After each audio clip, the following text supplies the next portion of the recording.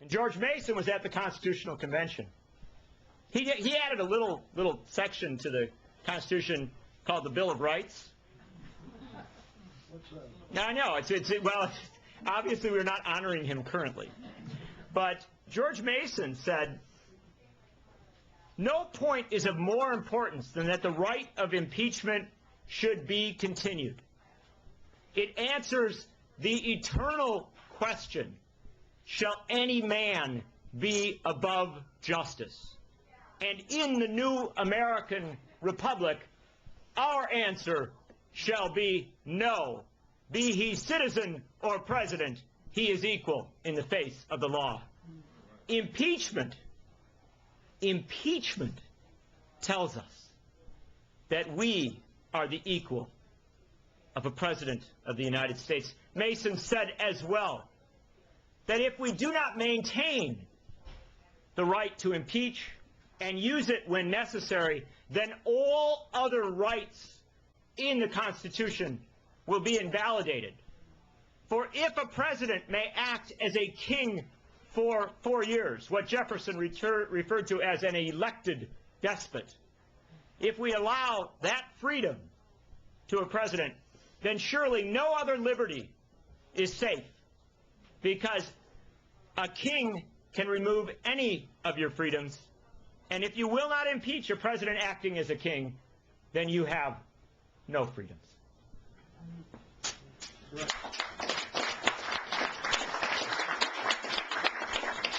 But this is complicated stuff. I know the Republic's a complicated thing. When should we impeach? Well, that's hard to figure, isn't it? When should we impeach?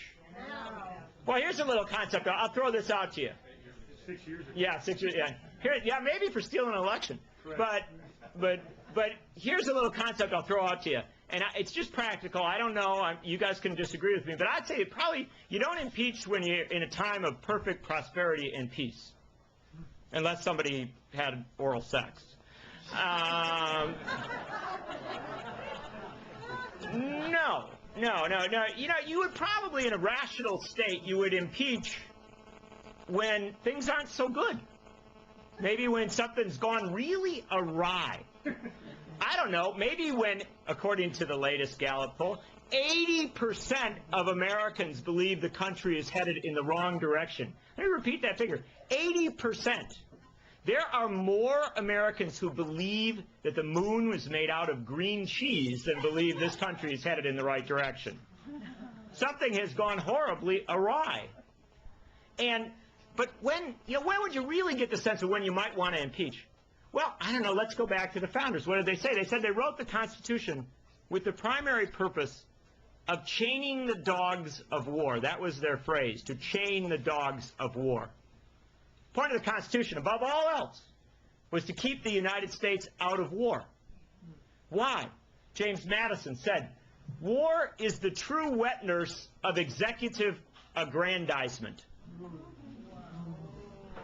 In a time of war, a president will use the supposed threat from beyond as an excuse to take away our liberties at home, as an excuse to alter our foreign policies and relations with the nations of the world, and an excuse to empty the public treasury into the accounts of his associates and family members.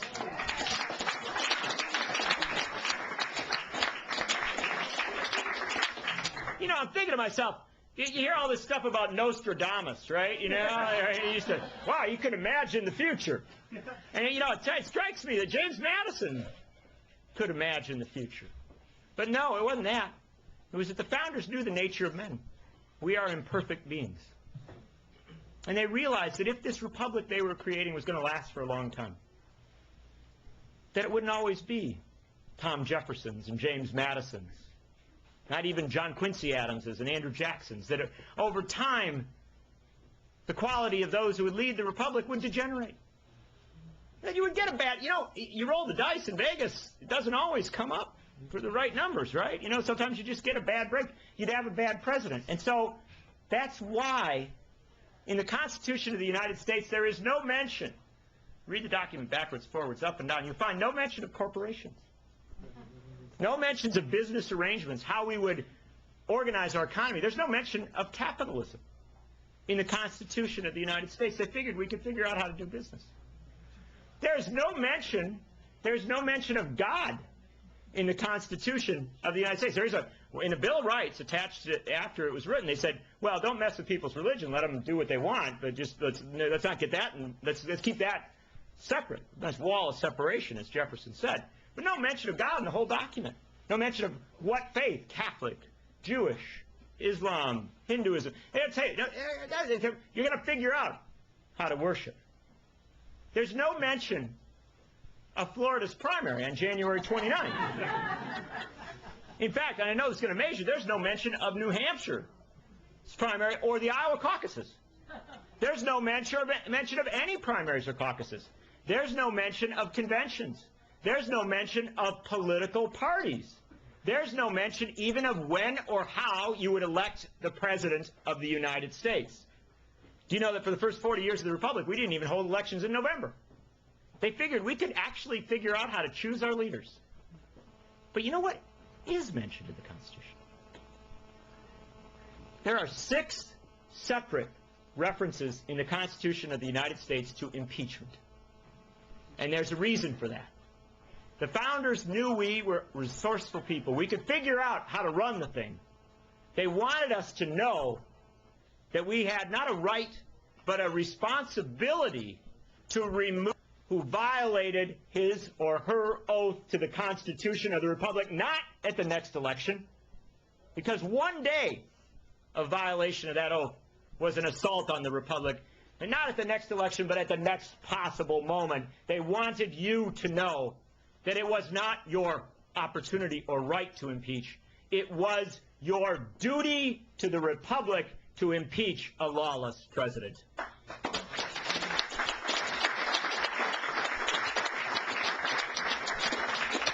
You know, but republics go astray. Rome. Great countries fall apart, and you lose sight. You lose sight of the direction of the nation. But I want to tell you something. You know, through most of the history of this country, we didn't forget. We've been remarkably good about remembering this. You know, the worst war that this country got into prior to the current war, and we've been involved in a few bad wars. The worst war we ever got involved in prior to this was the Mexican-American War of the 1840s. That war, lost to history, was a very important war because, you know, something was happening in America in the 1840s. Jews